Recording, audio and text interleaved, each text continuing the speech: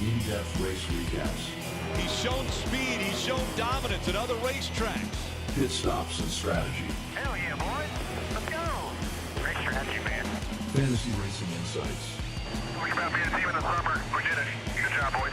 Your weekly home for everything Ryan, Blaney, and Team 12. Good job, Timmy. Here's the many more, fellas. Thank you.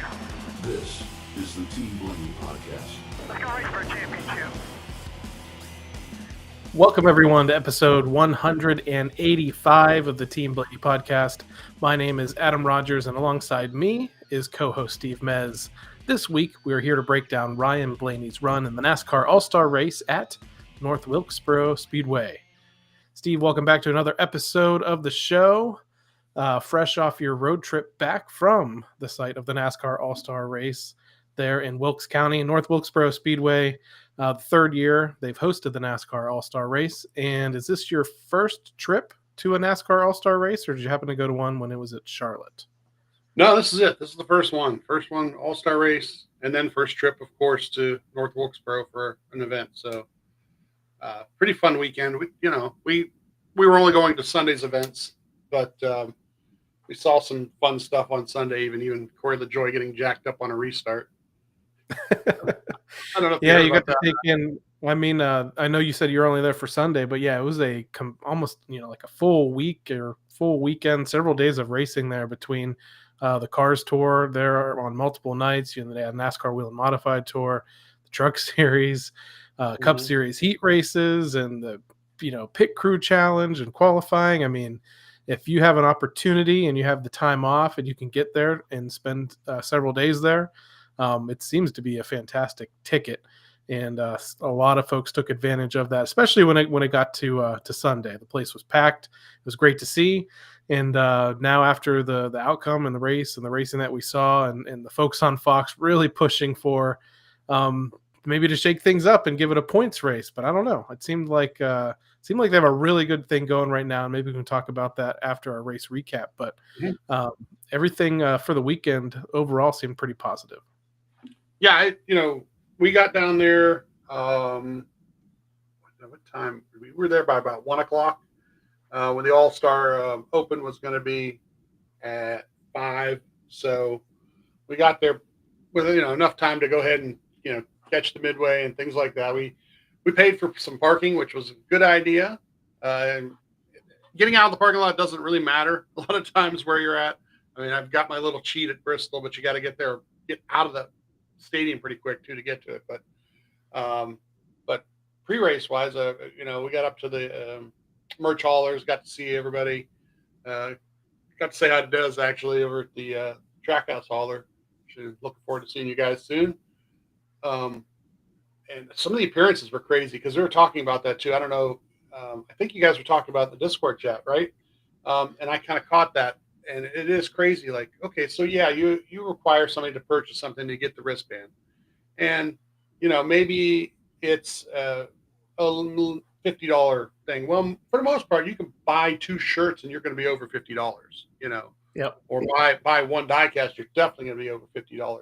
But some of the requirements are very crazy. It's like, was it Chase Elliott's that was So yes. that tells me a couple things. So first off, those are what, $120, something like that? Yeah, they're a little bit marked up Usually. higher at the haulers, and actually with Right. the recent price increases, they're well up and over $100 at a hauler. Yeah, so I would say that it's kind of like says something about him, like maybe he's got some sort of part ownership in something there.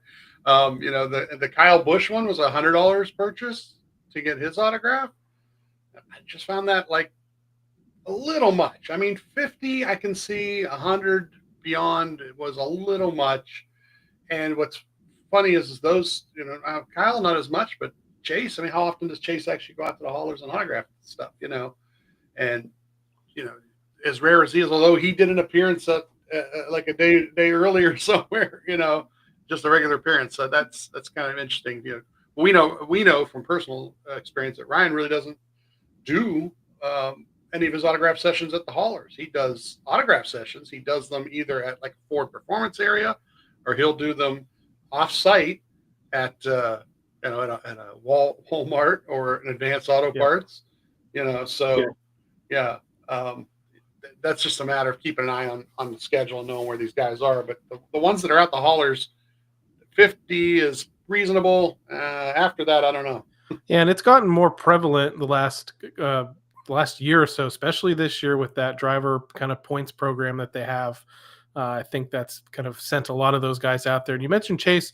Chase has been out there a few times this year, but yeah, there's always some sort of a mark you have to hit, whether you have to buy a die cast or a certain amount of money. As far as I know, with Team Penske at that merch hauler, it's like you said, Ryan's never really there, Joey's never really there, but you will see Austin Cindric, you will see Josh Berry now. Last year, you see Harrison Burton there several times. So Mhm. I don't Yeah. think, from what I remember, that they really require a certain purchase amount. You just have to get a wristband usually in advance. So yeah, I mean it's cool. You're seeing a lot more drivers out and about. But yeah, when it comes to the merchandise stuff, yeah, they're definitely trying to push the merchandise and push the sales, and Mhm. it's Mhm. interesting to see who does what and who requires what. But either way, it's good to see the drivers out and about a little bit more. But it has been great to go to some of the Ryan events. I know several fans that have gone out to, like you mentioned, Walmart appearances, Advanced Auto Parts. When the Ryan Blaney Family Foundation has their tent at several of the tracks, sometimes they have him set up shop there and do an autograph signing too. So it's always great to see that. So Midway experience, I mean, everything at North Wilkesboro, from what I understand, they've really got the place modernized to an extent, but still looking Mhm. pretty nostalgic. Yeah. It didn't. Places. It's like one of those things. Like we were talking about beforehand about talking about my wife and I doing something on Wednesday, maybe where we talk about facilities and so forth. And yeah, this facility itself, pretty clean, pretty new looking, and that was kind of interesting. Like, you didn't look like an older place or an older building. And even like the restroom, something you would, you know, even if it's just a coat of paint, sometimes it makes a big difference, makes you feel like you're in a cleaner environment. So yeah, they had a lot of that going for it. So they did, whenever they did their renovation, um, to the facility itself, they did a good job of making it, seem like you're in something that was at least a little more modern, kept up, and they did a good job. So, talked a little bit about the facility, the experience. Let's get into a little bit more about the racing and Yeah, the events there, because I mean, like I this, said, there's a lot of cool things that happened this weekend, and that kicked yeah, off with a fun practice session where you got to see an extended amount of time and all the cars on the track, which you don't get to see very at the often same during the time. year. And so we'll talk about that, and Yeah, we'll talk about the pit crew challenge, heat races, everything. Let's kick that off now. yeah.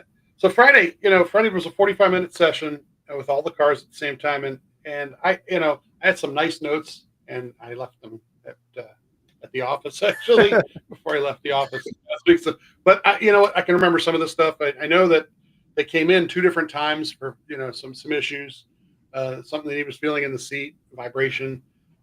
They ran 82 laps total.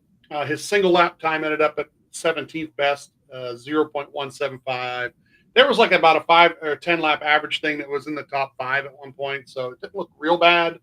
Um, the 45 was actually the fastest time, so that was kind of strange that somebody ran that kind of time, and then he didn't. He had issues when it came time to the qualifying part, and that was the thing is all the qualifying did was set the two heat races for Saturday night. So they made a big deal out of the qualifying itself. The pit crews challenge, the way it was set up within it, was timing from the box before to the end of the box after. So the times you saw were nothing like the times you see on TV. So I don't know how they would do that and how NASCAR normally does, but this gave it a little bit of a different thing because now you're taking into consideration also how well the driver gets into the box coming off his pit road speed and how well he gets out of the box too. So kind of takes a little bit away from a little, but TV's coverage of it was not so great because they're covering the lap time of all the laps together included in that. and then they're talking about who's winning the pit crew challenge, but they're not really showing you how some of the teams did versus some of the other teams, which would be nice to see. Okay, because I know like Ryan's, he went out later on, and that they, his stop was like about a 15-second stop with that timing thing, and at one point they said it was 20 something. I don't know because I couldn't, you couldn't judge it versus some of the others unless you really were paying attention to each one as they came through and they did them. The other interesting thing that they did put on the screen, and I wrote this down, is the rolling time of Ryan's rolling time this season is 23rd. Okay, so you think, oh, they're just having bad pit stops. But no, the 4-tire stop, it says here, they rank 8th. Not 28th, they rank 8th. So they're doing better than everybody thinks they're doing. The entry and exit of pit road, which once again is on the driver, 24th best. Now, and this happened during the end of practice. I forgot this part. The end of practice, he does make a pit road run to, where they would do, they run to the end of pit road he was too fast at the end of practice. Yep. So right away, this tells me something, right? I'm like, oh, either their lights are off or they're going to have to adjust something, and they will by race time. Sort of. But yeah, but I meant race time on. Well, Sunday we'll talk about that too because they still had to adjust on Sunday before the race started. So yeah, before the race, right? Because what happens on Friday here and on Saturday also totally affects this. So the time when he runs it, the top would have put him 8th at that point with 3 more to go. So combined, his laps and his pit stop would have had him 8th overall of the 19 cars that were going in that session. And there were 3 more to go. So he might have ended up 11th. He might have ended up 10th, depending, right? But he gets a speeding penalty. He gets a speeding penalty on this. So they add 10 seconds, puts him 19th overall, back in the field. So he's in the odd number, and the odd number will be the first heat race on Saturday night. So starting basically 9th, starting last in that heat race. And they were in a similar spot last year too, and I didn't actually see that much of this, or at least coverage of it this year. Last year it was an actual, it was a penalty on the pit stop. I think the wheel wasn't tight enough or something like that, and it seemed like there's a ton of that last year. And then this year I didn't really hear much about any like actual penalties for the pit crew as much. It was all just speeding penalties. So last year heat races too, he kind of had to start from behind as well. Was the pit crew thing at last year? Did they? I don't remember now. Was the pit stop like the last thing they did, and they didn't go back out on the track? They just ran to the end of pit road. I think it still operated the same way, but they just checked the cars after. Same way, okay. Yeah. Oh, okay. Yeah. So we get to Saturday's heat 1, starting 9th here, and he gets up to like 3rd, and then there's a caution within the heat race. And what was interesting about that is, once again, they came in for a pit stop, and he was speeding again. So he ends up at the rear. He ends up at the rear of the field again, right? And he does it to himself, right? I mean, because the pit stop itself, I don't remember seeing a time on it, because I don't know if they even put them on the. Yeah, it was really weird because everything was on FS2 Saturday. Really kind of hard to follow, and I was we were traveling, and we'd stopped at that point, but we were traveling. So,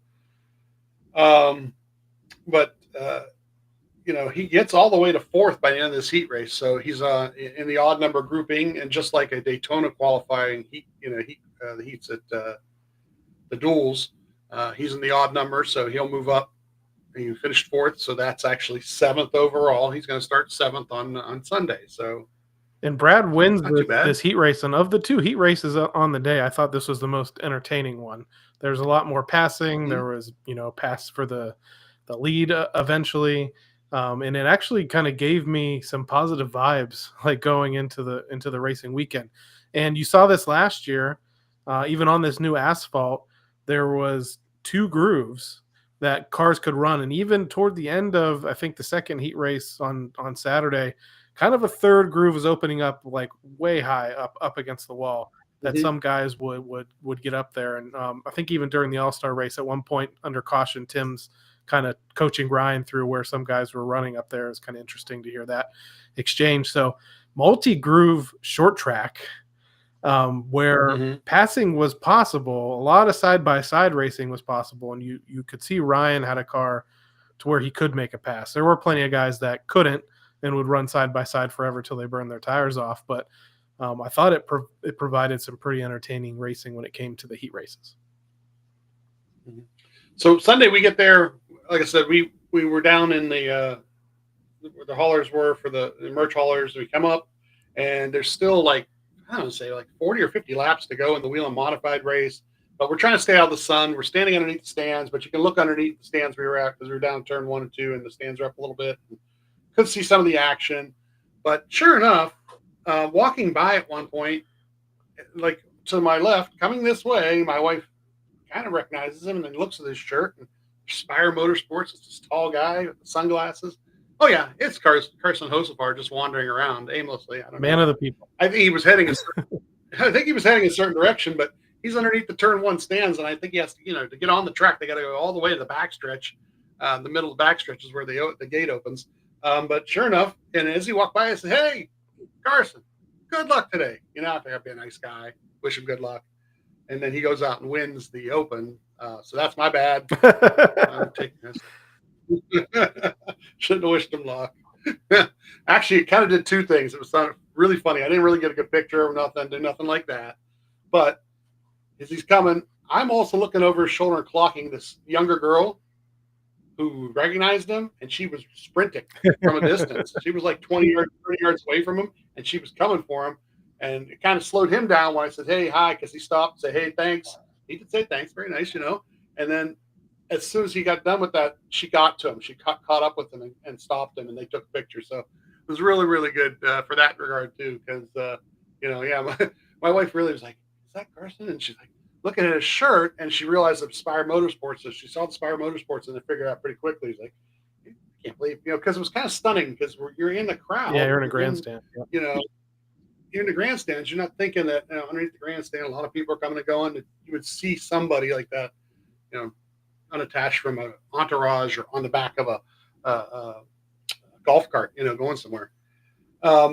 So also during before the Open and after the Wheel and Modifieds, they had a demonstration by that electric Mustang that Ford is working on, and it's it's a cup car with all the electric power. And this like a hatchback looking or a crossover kind of looking thing with a big wing, but yeah, it's pretty speedy. Yeah. Oh my gosh. David Reagan was running it, right? And even somebody in the Discord chat asked, how would that car do if they put it out there? That car would kill him because it's nothing but torque, right? So pick up the throttle wherever you're at, and it's going to take off as long as you could corner with it, And that's what he did. At one point, he went down to the restart zone and stopped it at a dead stop, and then took off. And it was flying by the time it got to the start-finish line, let alone turn 1. I mean, just hammered it down. Well, when he was done, he did some donuts with it, right? An EV car just doing donuts, right? I think he was doing all those donuts right around the restart zone, right around the choose cone. And I say this because of what happens during this Open race. Because what do we get? We got a late caution in the Open, and they do line up for the restart, and the 60 car hits the cone. I didn't see him hit the cone, but all of a sudden, he's pulling off out of the way of everybody because they hurried up and called the penalty, and we're all like, looking in the stands, going, "What's going on here? What happened? What? Why is he? Did he something happened at his pit stop or what? Was he getting a penalty and we didn't know about it? It was he hit the choose cone on the way over it, and he says he couldn't see it. He didn't just touch it; he went over top of it, like as much over top that thing. Yeah, yeah. So it totally ruined his day because he would have he probably could have finished second. Who knows? Maybe even battle. He had for a the great lead. car. He had a chance to win. Yeah, Honestly, he drove all the way up to second yeah. on his own. So yeah, hmm So was it Hosmer, and then what was it, the 42? yeah. 42 And got then the fan tires, vote. yeah, late and made the charge to the front. So Yeah, and then the fan vote was the 4. How the heck? He's won that 3 years in a row now. yeah, It's like, I mean, he is. Don't get me wrong. He's very personable. He does some funny stuff with his online persona type things. But I don't know. I couldn't see him being like the fan vote guy. I just, I thought Shane would surpass him this year, but yeah, I I think thought there'd be an maybe. international. But I wonder if it's because Shane, Shane was winning Xfinity races last year and was kind of staying in the news, but didn't like win another Cup race, and then this year has been outside of running well at Coda, has been Mhm. struggling mightily. So it was good though. I mean, he was able to lead laps. So this is actually where we can even begin, just kind of put a bug in people's ear, or just have them remember about how strategies were all over the place all weekend long between 2 tires, 4 tires, no Mhm. tires. So Shane Yeah. came in and got 4 tires before his restart, and lost the track Mhm. position and never made it back yet. And then Yeah. later on, some other guys stayed out, or some guys got 2 and they were able to move forward. So it just seemed to me like all through the weekend, strategy was all over the place, and people were saying, how could he come in and get tires? Why didn't he stay out? How could Mhm. he come in and not just get 2? And then you'll see what Yeah. happens to the 12 in the race. It's, how could he stay out? Why didn't he come get tires? So it's just, I'm Yeah. just always say from the beginning, I would never want the role of crew chief, because it seems like no matter what decision you make, you're almost always on the losing end of things. Yeah. So the I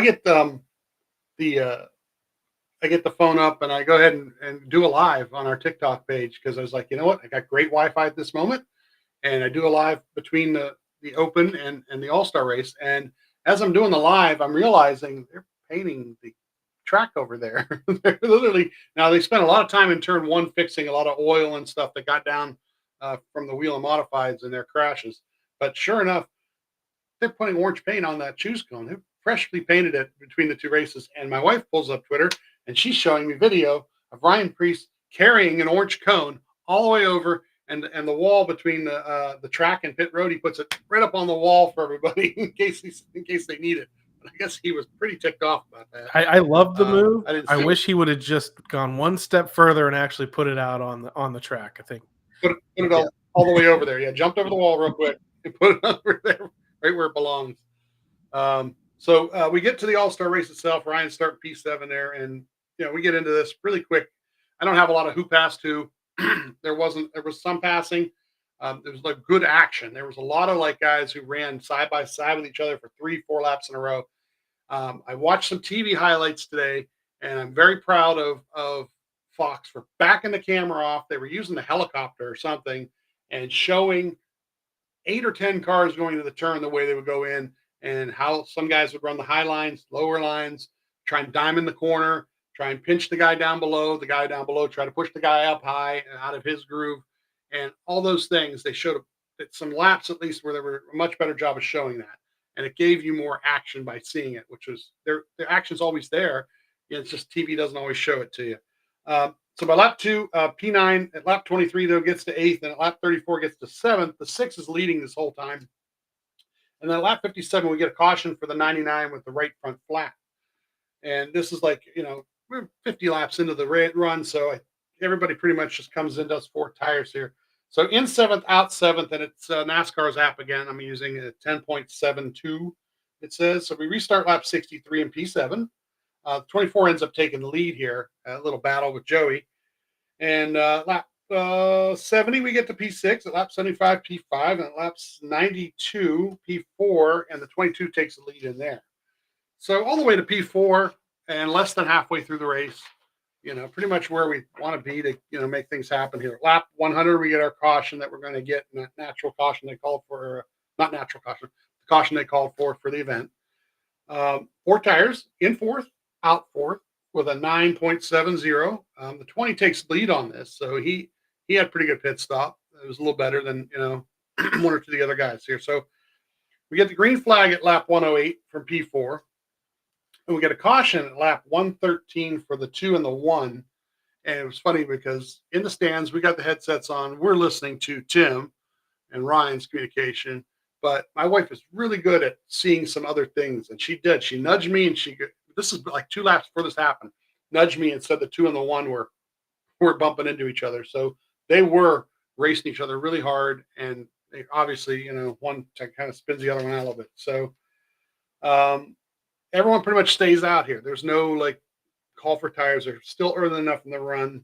The 20 leads for the restart at lap 120. And by lap 124, Ryan's in P3.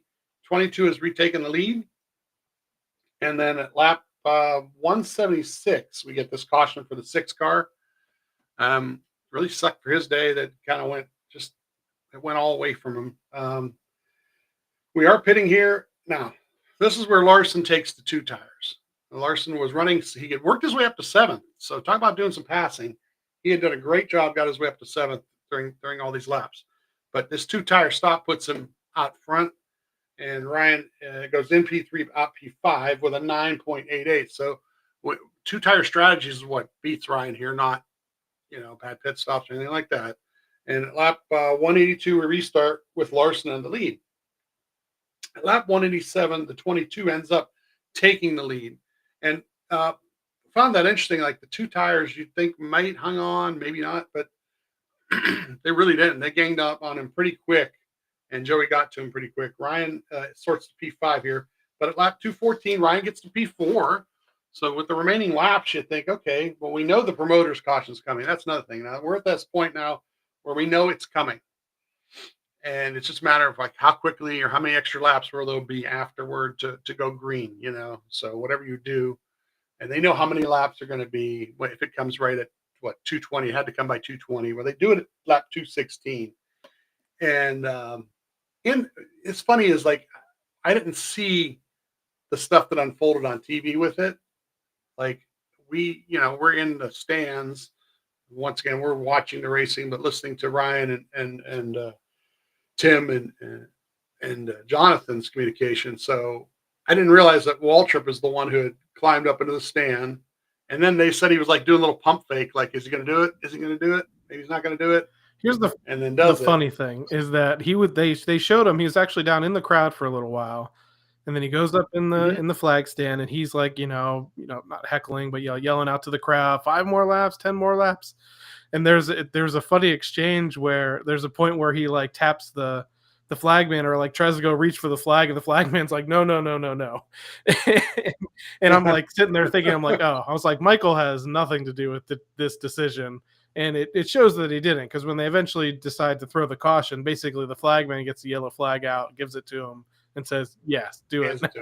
Do it now. So it had nothing to do with whatever Michael wanted to do. He was basically just a mascot up there. And to me, and like you said, everyone knew it was going to come out.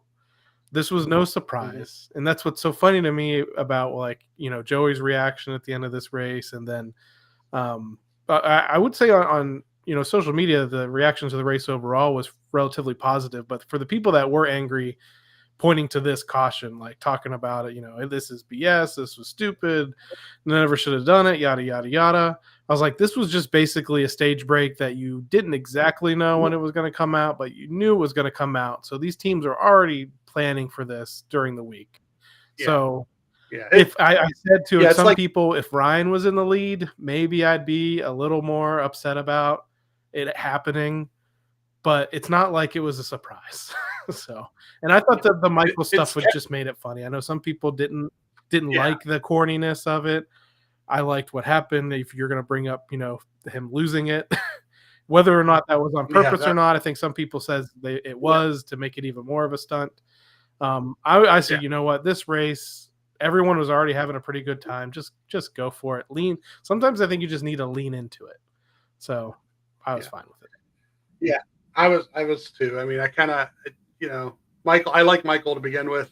And I think that, like, I guess I've said before, I like the track walks. I think they don't give him enough time to do them sometimes. They ought to give him an extra minute or two so he can be, not in such a hurry or whatever. But anyway, so we get to that, and um, what's interesting here is we know how many laps are going to be left with the green for green flag at this point, and my wife and I both are like, what do you do? Stay out, right? Stay out. You only got so many laps left, right? And the thing is at that point, I don't know how many cars are there total on the track. 22, right? 22, 23 truck. So you would think at this point, like, how many more are going to follow them? Because if you were running 16th this whole race, why not try to pop up into the top 5 or 6, right? Only 3 cars behind, and Joey does it too. That's the thing, is Joey stays out too. So Yeah. the strategy was both of them staying out, right? And then the 77, and the 51 are the only 3 other cars that stay out, and it really surprised me. Like I I thought for sure that cars that were back a little further, guys that were in the open, well, 77. Okay, so yeah, there it is. Savar's like, heck with it. I'm here finally. Why not move up to the front, right? Here's my thing, and we'll talk about what ends up happening. But I was on the same plan as you, and I had a fun, spirited discussion last night with our friend Justin, who disagrees, and I told him that's fine. Okay. That I said, the 12 ran 3rd, 4th, 5th all day long. Mm-hmm. The only way they were going to win this race was with some sort of a Hail Mary like this, to stay out, right, try to muscle Joey aside, get the lead, and hold him off till the end of the race. I said that was the only move to win the race. They could have come in and got 2 tires or 4 tires and run 2nd to 5th. Probably not even 2nd. So it's the All-Star race. Do you want to try and win it? Or do you want to just get an okay finish? So, because I don't think the 12 from where they were, especially if they came in and got tires, had any chance to win. I think they could have had a chance to get a better finish or a good finish. I think the only way they win the race is with that Hail Mary, swinging for the fences move, working out. That is a super low percentage move, especially against a guy like Joey who thrives in these situations. But I still think it was the only actual move that had a percent chance to put them in victory lane. So, yeah, they couldn't. Like I said, I wanted like 3, 4 more cars to stay out just for that buffer, that you would get, and to have, like you said, if Ryan battles with Joey for 3 or 4 or 5 laps and gets in front of him, anybody else with tires that's coming, Joey's the perfect guy to have behind you. was my other point when I had, when I've talked about this move with other people. I said if Ryan gets past Joey is so hard to pass that they're going to finish 1-2. So they're going to finish 1-2. And, watching what Joey does, the restart was at lap 224 here. I'm sorry, 222. And watching what Joey does for the next whatever laps to battle the 20, I mean, he did all kind of blocking. He tried to run him up high. He tried to get him behind, make sure he pinned him behind him. Everything except basically getting punted. And it was the 20 did a nice job of passing him without actually having to really punt him or spin him out. Ryan at lap 224 after this restart gets sideways coming off of 4. I don't think it was anything else more than just, trying really hard. And it's funny is he goes backward in the middle of the pack. Like guys get around him without really like hitting. I mean, they're kind of bumping into him, mind you, but not like knocking him out or damaging his vehicle. So, he falls back to about 17th here. The 20, it does take the lead at lap 241. So just only, 20, almost 20 laps there. Joey held him off. Valiant effort. And I know I don't like what happened, what Joey does after this race is over. And I don't like Joey that much in general, on track Joey that much in general. But he thrives on this. He's built for this. I don't think Ryan would have prevailed even if Ryan doesn't slip up in this situation. Joey's just so experienced in these situations and mirror driving, and whether it's a high-speed track or a short track. He's just got undeniable skill set to do this, and he almost pulled it off and gets a good finish. Ryan, like you said, Ryan, I think he's racing hard. I think he had an opportunity to maybe come up and block the ones run a couple of times. Didn't make that decision. Again, that's not up to me. He keeps it low. Yeah. I think he hits that bump that if you didn't get the chance to see it, but on in-car, because of the side-by-side battles in this race, on battles where Ryan was on the outside and you could see the inside car hitting that bump, it's pretty violent. The 9 was below Ryan for several laps, and it's almost like hitting a ramp every time out of 4. I think Ryan just hit that, slipped up is what I would describe it, and just kind of got shuffled to the back really quick. And I don't think he put up, maybe as much of a fight as he maybe could have when he slipped into the middle, but I think if he did, maybe he ends up crashed. So, but yeah, kudos to Joey for everything before the finish. I would say. Yeah, so 20 ends up winning here, and Ryan ends up 16th. He did make a pass on somebody there near the end, just to give me a spot at least. But overall, that's the fun part. Is I really enjoyed the racing. I thought it was really good racing. This was kind of funny because somebody was like on one of the Discord or something like that on Saturday. It was like, oh, they're going to be single file. The leader's going to check out. Well, it didn't really happen that way. There was a lot of battles. Yeah, there were a lot of battles with the leader alone where they were like 2 and sometimes 3 wide for a couple laps. Guys get to the corner trying to figure out how to sort it out, and then they come back off, and trying to pull them down it. And the funny part is like you watch a pass at a 1.5-mile track, and it usually is set them up in a corner, come off the turn, and then pass, right? Or you just run better than they do up high or low and pass. These passes at this place take 2 to 3 laps of working, and sometimes you're next to that guy for a lap or 2 laps as you're doing it, and then you're showing that you have a little better grip down low or up high and making that pass. So that's the thing, is like TV doesn't necessarily do that very well because TV doesn't like to follow anything. They've got ADD. They don't like to follow anything for very long, where they could just show the same battle for more than a lap or 2, because these things took 3 and 4 laps sometimes to complete a pass. Fabulous stuff to watch live. Now, again, people can complain about the promoter's caution. You mentioned about the leader didn't get the opportunity to get away. Joey would have gotten away over those last 50 laps. He'd already had a couple second lead before that caution came out. And I don't know. I mean, you did see the 6 and the 99, and others do have tire problems. So you never know if a natural caution could have come out without a promoter thing being a possibility. That promoter's caution resulted in an electric finish to the race. Yeah. And in a race like this, that is, an exhibition race, an all-star race that's already gimmicky, I had absolutely no problem with it. I already mentioned it again. If the 12 was leading and dominating, I'd be a little upset, but I would understand it. Joey's reaction to 2 things: to the caution existing in the first place, and then saying that the 20 raced him dirty.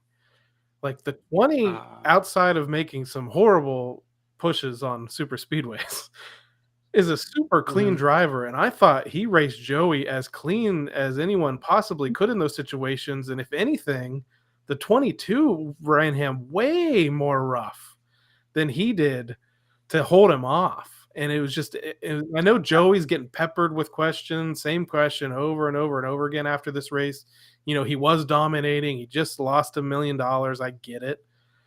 He did, I think, jokingly say, like, I got a problem with Marcus Smith. And I think people took that the wrong way, like too seriously. He was kind of joking when he said that. But to say that if I got back to the 20, he was going around for how he raced me. One, that wouldn't have helped you, Joey. Having another restart when you have old tires was not going to help you if you spin out the 20.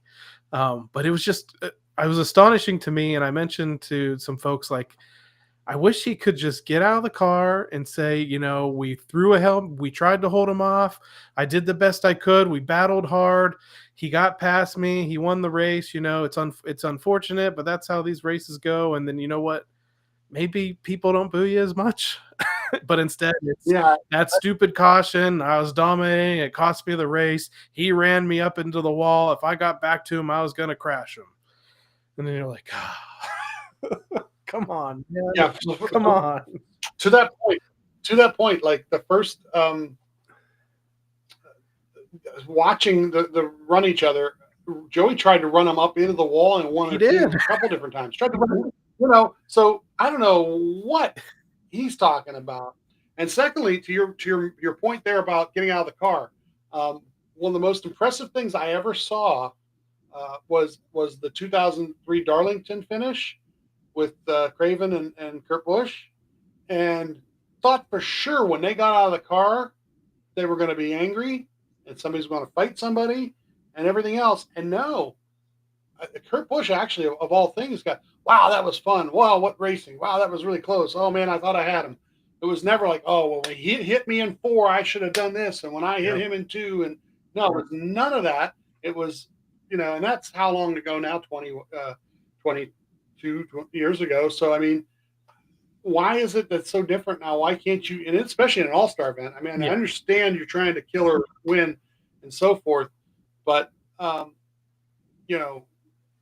there really wasn't anything to be mad at him about. I mean, is he one of those kind of guys that has to conjure up anger about people so that he's always mad at them?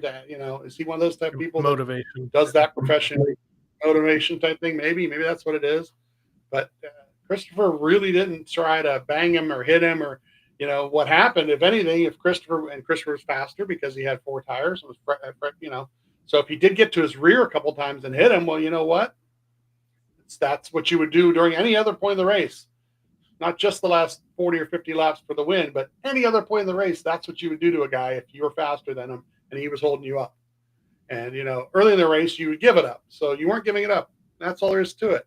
And he found a way around you. He's just trying to find that way. So, Mentioned it really briefly at the top of the show, but your thoughts on whether they should keep this as an all-star event, keep it with this whole weekend with the Cars Tour and modifieds. And honestly, I think the NASCAR Xfinity Series would put on one heck of a race at this track. Mm-hmm. So if they could add that, do you want to keep it as this kind of a special weekend, or do you think that we've seen enough? I've heard people and drivers, I mean, Bell's said it because he just won, but best short track in NASCAR right now. And I love Martinsville and love how Ryan runs there, but action wise, side by side, it was hard and people could pass. It was hard to pass, but what do you think? Points race or keep it special as an exhibition? This is great. I'm glad we're talking about this because this was an hour-long discussion in the car today with my wife. And then Harvick last week had Dale Jr. on, and Harvick said that on his podcast. It started out with that conversation that maybe this race should just be a race and they should just move the All-Star weekend some other time, get rid of it, whatever. Make it a 37th race. I think that's the point we're leaning toward. At least that was my opinion, is that let's go to make this just a 400 lap race at this point in the season, the week before the All-Star, or before the 600. And let's take the All-Star thing, and we still want to have an All-Star race, right? Let's make it part of the Clash. Let's move it to the beginning of the year. We'll have an All-Star celebration of our people from last season, right? And we'll do it that way. We'll go wherever we're going to go, do whatever kind of fun thing we're going to do. If we're going to do it in Coliseums, or I was coming up with some ideas today about let's go to indoor baseball stadiums in cities we've never been to, right? If we could build a track at the Coliseum and put blacktop down, let's do it at I think Seattle has a baseball dome stadium, right? Let's do it in Seattle for a year or two, and then let's go to Toronto for a year or two and do it that way. If you can clear the venue and be able to build it, they build that thing and tear it down in about 2 months, right? They've gotten pretty good at it, so I think they would know how to do it. So let's do it like that. Let's set up those short tracks in those arenas, and let's do a Clash and but make it the All-Star Clash instead, right? Same type of qualifications to get in, and have the open race so that everybody gets involved, and your heat races and whatnot, and maybe do it clash style where you have more heat races and things like that. So there's all kind of other things you can do. You add another event to the schedule that's at a track that people will come to, and that 400 laps there would be fabulous. Do the weekend. Let's go ahead and get the Cars Tour on Thursday night there, right? Let's do Friday. The Truck Series is Friday there. The Xfinity is Saturday there. So you can move the Truck Series in and out of the place by Saturday. At Saturday you can bring the Cup haulers in, and the Xfinity haulers will be there, and then do the rest of the weekend show like that.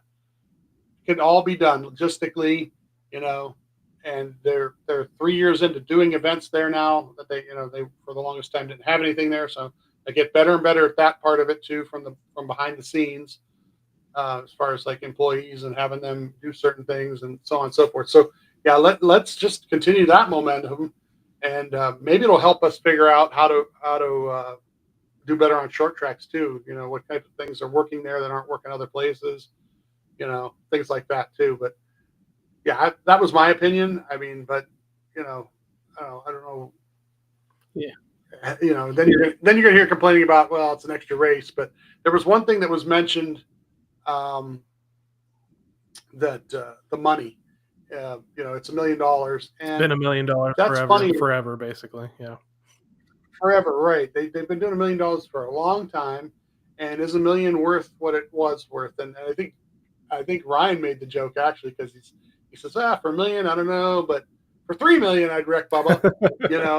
His best friend, right? He said that. He said something like that. So like, yeah, maybe there's something about the prize package too that's kind of, okay. So like the two guys who drive their way into the open, from the open, I'm sorry. What do they get? Well, they get into the All-Star race. Okay. Well, is that like a big monetary jump? Like nobody really knows a lot about prize money except for the winner. The winner gets $1 million. Well, how about $100,000 to the two guys who make it? That's a good boost for some of those teams. I mean, right? I think Denny has said before that the Clash and the All-Star race, unless you win or you lose, the teams lose money. So they have to try to rely on getting some sort of a big sponsor to try to break even on it. I mean, my take on the money would be to at least raise the winner to $2 million, but then actually pay a decent amount to the top 10, to where what you're talking about on that last restart, maybe there are more guys that risk taking no tires to get up there and maybe get beat around a little bit, because they know if they can get if they can finish in the top 10, they're going to get a decent amount of purse money for it. But if you're back there and you're I can't even think of anybody. If you're Daniel Suarez, who's already has a damaged car or something, but if you're back there and you want to jump to the front, it's an opportunity to do that and not have to just totally risk junking your car and losing money on the deal. So I would pay through the field a little bit more. Yeah, Harrison Burton's another great example. Yeah. Harrison stayed out, right? He stayed out, and I don't remember where he finished. I don't know if you have it there in front of you or not, but they were running like 17th, 18th the whole time. So if he got a top 10 out of that, it was worth it right there. And if the top 10 paid better, well, we never hear about prize monies. They used to print them in the paper. I don't know if you remember back in the day, back when we were kids.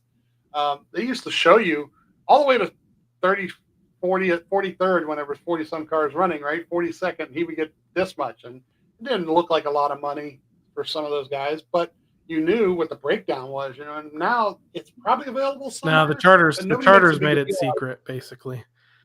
Yeah. Because you could finish 36 with a charter and make more money than a non-charter team that finished in the top 10. And I think they just didn't want people to get confused by it. So yeah, it's different now. So, but that's my thing. I think they should raise the winner's purse at least another $1 million, and then pay at least the top 10 a really decent amount to maybe even encourage more racing than, we saw a lot of, like I said, a great run to the finish there, because again, the promoter's caution happened. Caution doesn't happen. We're not getting that unless there's a natural caution that comes in. And if this was a 400 lap points race, yes, don't mess with it. Let there be a long run to the finish. in a 250 lap gimmick race, throw all the gimmicks you want at it. I mean, I like the fact that honestly, since it's come back to North Wilkesboro, this really is the first gimmicky thing they've done. They have just kind of done it straight up heat races, halftime break kind of a thing. So I thought they did it, and it resulted in one of the best all-star race finishes in a long time. You know, I mean, obviously we love that Ryan Blaney won that race at Texas, but that was not a good race. The only thing that made it memorable was the drama at the end with the window net. So, so I think that's pretty much where we stand on the all-star race weekend. I called it, you know, on our social media, probably one of the best one in years. While that was a super low bar to clear, I think it rings true. So I guess we'll just have to see what Fox and NASCAR decide with the schedule when it comes to 2025. Part of me wishes it stays the all-star race one more year, and maybe that gives us a chance to do what you guys did and go experience it ourselves if we can get the time off to go up there and see it. If it's a points race too, I'd still love to go up there and just experience that track. Check it off the bucket list. So the rest of the show, maybe we just kind of catch people up on a couple of things. So just recap where the NASCAR Cup Series point standings are heading into the race weekend at the Coca-Cola 600. Kyle Larson leads the way right now in the first position over William Byron. Christopher Bell's in third. Chase Elliott is fourth. And remember, Ryan Blaney moved up to the fifth spot. Ryan is 107 points back of Larson in the fifth position. Tyler Reddick is sixth. Denny Hamlin is seventh. Alex Bowman eighth. Teammate Joey Logano is in ninth. And Bubba Wallace rounds out the top 10, 159 points back of Kyle Larson. In the Team Blaney NASCAR Fantasy Live League, the standings are as follows. I am in the 55th position overall, 1,985 points. Mez 12 is in 15th, 2,193. In 10th, it's Montana 12 fan. 9th is hashtag LGM. 8th, Fike 21. 7th, Blaney or Bus. 6th, Dr. Race Chaser. 5th is Pit Stop Pro. 4th, Alyssa C. 3rd, Go 12 Go. 2nd, Jordan Daniels. And 1st is Vans 12 with 2,395 points. They have a 15-point lead over Jordan Daniels, again, who is in second. So we'll talk a little bit more about fantasy in a couple minutes. But for now, let's tell you where you can tune in this weekend for the racing festivities at Charlotte Motor Speedway when it comes to the NASCAR National Series. And that kicks off on Friday, May 23rd with the North Carolina Education Lottery 200 for the NASCAR Craftsman Truck Series. That will be at 8:30 p.m. Eastern Time on FS1 and SiriusXM NASCAR Radio. Then it goes to Saturday, May 24th. You have practice for the NASCAR Cup Series at 1:30 p.m. Eastern Time on Prime. You have qualifying following that, 2:40 p.m. Eastern Time, also on Prime. The BetMGM 300 for the NASCAR Xfinity Series is at 4:30 p.m. Eastern Time from Charlotte. You can watch that on the CW network and listen to it on the radio with PRN and SiriusXM NASCAR Radio. And then the Crown Jewel event, the Coca-Cola 600 from Charlotte Motor Speedway, 6 p.m. Eastern Time on Prime. This is the first race for Prime in its history, the first probably streaming only NASCAR Cup Series race ever. So keep that in mind. If you don't have Prime, I've heard some tips out there that if you sign up for Prime on Sunday, if you sign up for the 30-day free trial, it will carry you through the Monday after Pocono. So if you don't have Prime, that is a tip that I heard. I already have Prime. I've had it for years, so I don't have to worry about that. But do check that out. Read the fine print, see what you have to do. But that would be a cool way if you don't have it to get it without necessarily having to. And maybe you'll like it. Maybe you'll like some of the other offerings they have, and you'll keep it on. There's some good shows on there. So you can watch it on Prime, again, 6 p.m. Eastern Time on Sunday. You can watch the in-car cameras that we highly recommend on Max. Which apparently is renaming back to HBO Max soon. And we can listen to it on PRN and SiriusXM NASCAR Radio. Ryan Blaney. Good part, go ahead. Oh, say the good part about Prime is you get Dale Jr. back. It's true. Dale Jr., Adam Alexander. Who's the third? I don't even remember. I don't know, but we get the OG slide job. Yeah, that's true. That was fun. We didn't talk about Ryan being in the, which was a surprise to me, Ryan being in the NASCAR Truck Series booth over the weekend at North Yeah. Wilkesboro, offering lots of great commentary, insights. I think adding a lot to that booth with Jamie Little and Michael Waltrip.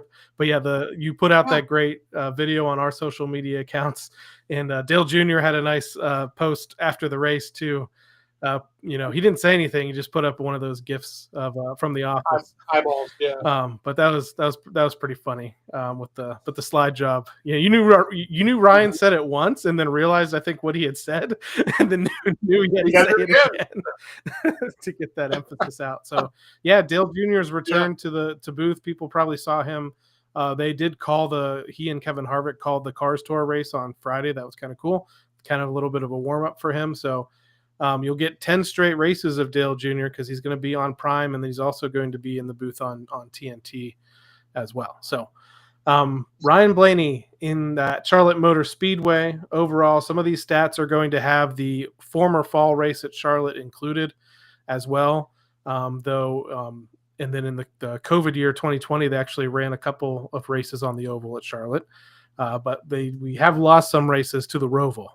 So but yeah, just keep that in mind. Some of the early stats in here were when they used to run 2 races a year on the oval at Charlotte Motor Speedway.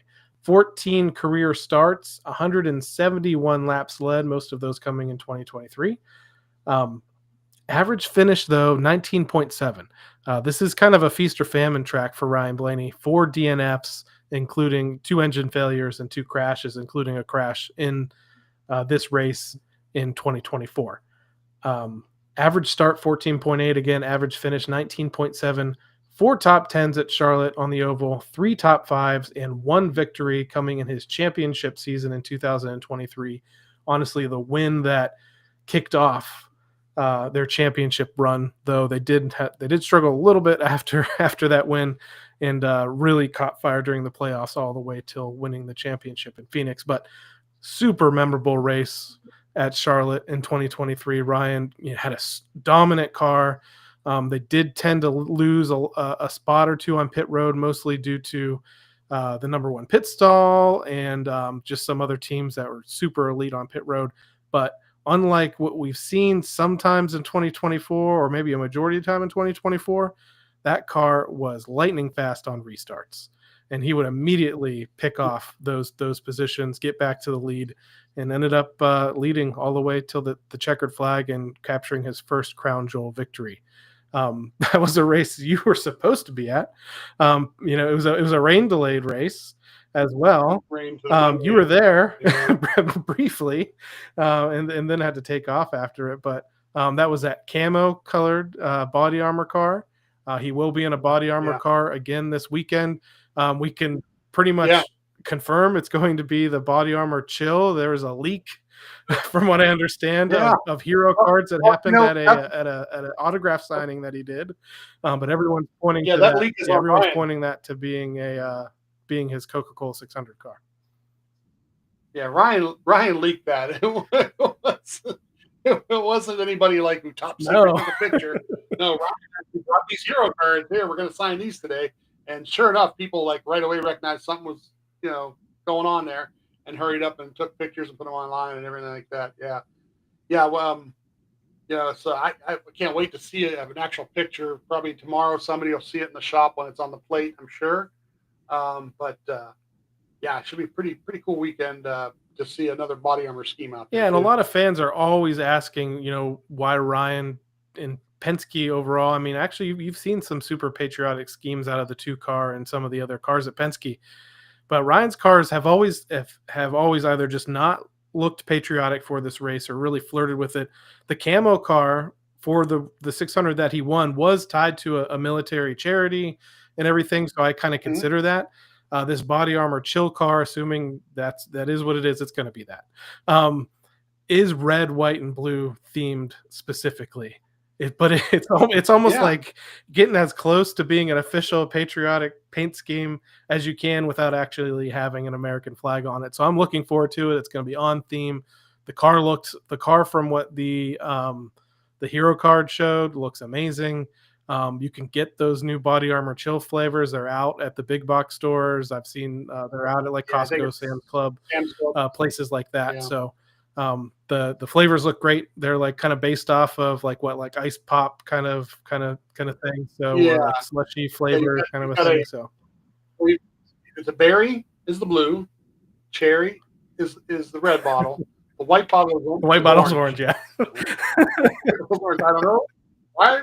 Okay, I don't think of white when I think of orange, but the flavors are great. I've had them. I should have had one here with. It's in the fridge. I've got a bunch of them in the fridge, but yeah. So it looks great. At least the hero cards look great. Can't wait to see a picture of it on the shop floor.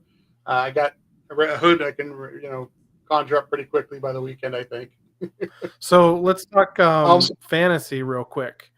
So Okay, obviously the thing we haven't really talked about much, and actually there's probably a fun tidbit from the All-Star race we could have talked about with Larson and Ryan's radio traffic. But Kyle Larson's out there running the Indianapolis 500. Godspeed to him. Honestly, hopefully he stays safe because, man, it's been wicked out there during practice and qualifying sessions for the 500 so far over there in Indianapolis. So Larson's going to be the talk of the weekend again. He's not going to get there until race time. He pledges being there this year, no matter what. If it's raining in Indianapolis, he's coming to Charlotte instead. He's not going to hold it out and stay over there this year. The 5 to me is going to be the car to beat in this race because it's such a long race. He's going to start in the back, Right. but I believe he'll make his way to the front and be a contender. They've been one of the most dominant cars on mile and a half tracks all year long. The Penske cars, I also believe, will be fast. I think the 20 is going to be fast. This is one of those weeks, Denny Hamlin was not existent in the All-Star race. He actually mentioned on his podcast earlier today that the team made a miscalculation in the setup that basically ruined their whole weekend. They've had those mechanical failures, the engine failure. They had this catastrophic setup issue. Would not be shocked to see the 11 car fast this weekend as well at Charlotte. Is there anybody that is ahead of practice that you think might be a go-to when it comes to your fantasy roster for the weekend? The 2311 guys usually with the mile and a halves too. So just depends on I haven't looked at weather yet and how they're looking for is it cooler, warmer? It's going to be the hotter the better because it's slipperier and the guys who can handle loose cars are better. There's the transition too, day to night. Day to night, right? That they'll change that. Plus they have the extra stage break. They do this in with the extra stage. So yeah, I'm basically looking at those two guys, the 23 and the 45, just because their power is pretty good. The Hendrick right now are always running up together. All 3 or 4 of them, even Sunday night, they were all kind of up there at one point. So who knows? Just pick a Hendrick, and you can't go wrong usually. Do you think that Aspire Motorsports car like Carson Hocevar, who's been fast every weekend essentially, and fast in qualifying several times, has run up front in some of these races, but they don't seem to have the ability to close the race out yet. Do you think this is a week where they might qualify well and actually contend? That's the key, what you just said there about with him with closing it out. And I think he's at that point now where his talent and ability has gotten him so far, and now he needs another learning curve. And I think that's where that learning curve is the okay, I'm fast, but am I patient? And he's not always patient, right? That's always been his problem. Is his impatience has gotten him into trouble. So especially over a 600-mile race, what kind of patience does he show late in the race to realize, okay, I'm fast enough to pass this guy or that guy, and I'm going to do it, but I'm not going to do it at the detriment of my vehicle or my tires, and if he's getting to that learning curve, we're going to see him do it.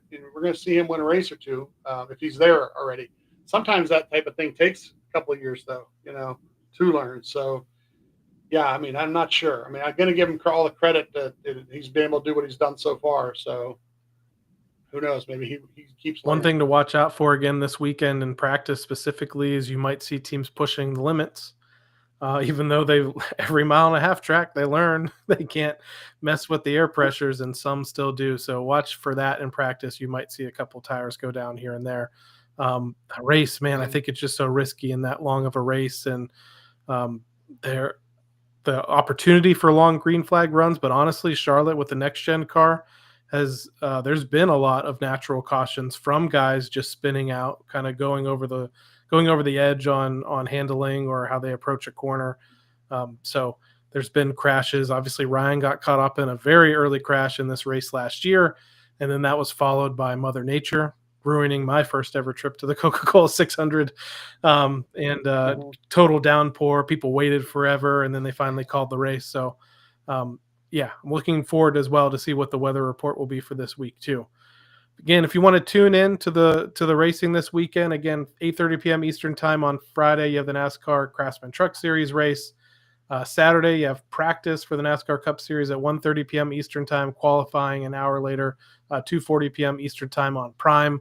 The NASCAR Xfinity Series races at 4:30 p.m. Eastern time on the CW, and the NASCAR Cup Series Coca-Cola 600, 6 p.m. Eastern time on Prime, streaming on Prime. So make sure you have everything you need going into the weekend, or even honestly, if you're a Max subscriber, it's probably perfectly acceptable to if you don't want to pay for a subscription, to just watch the race on there with the in-car yeah, audio, and you can probably find the MRN or PRN in this case website to even stream the race broadcast if you need to for free. So there's options out there depending on what you already have. But this is a weekend that I know a lot of Blaney fans are circling. The 12 car has been extremely fast in nearly every race this year, off the truck, qualifying well. The pit crew the last few weeks has been on fire. I mean, even all the way through the All-Star race, you can see those guys, even with the change and bringing Keyston on to the front spot.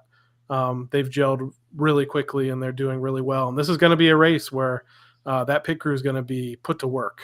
As long as there's not a rain delay or a rain shortened situation here, they're going to do a lot of pit stops. That will be really important, and will be important for track position, and possibly a late restart and finish to the end there. So looking forward to it, though. yeah. Um, Can't wait to get to the One weekend. last thing to bring up is that, and we've mentioned it before, I believe, that Dale Blaney this year, 2025, has hooked up with his brother Dave to run that red number 10 sprint car. They're probably going to run a majority of the races at Sharon Speedway. There's a World of Outlaw race coming up. We've heard maybe they're going to head on the road and try to win some races at some of the bigger events across the region as well. Dale picked up, believe just in his second start in that number 10 car at Sharon Speedway, he picked up the victory this past Saturday at Sharon Speedway, their home track. So that was really cool to see. Dale's a fun guy, super personable when you talk to him in person, but often at the racetrack, he's pretty serious. He looked ecstatic in victory lane this past weekend. I think it's just one of those situations. I mean, he doesn't need to prove anything. He's a National Sprint Car Hall of Famer already, winning the winningest drivers in the history of the All-Star Circuit of Champions Sprint Car Series, which is back again this year. He looked like he just had fun, and he was at his home track, hooked up with his brother in his car, and they're finding success early in that pairing, and I am here for it, and I hope that they visit victory lane several more times this year.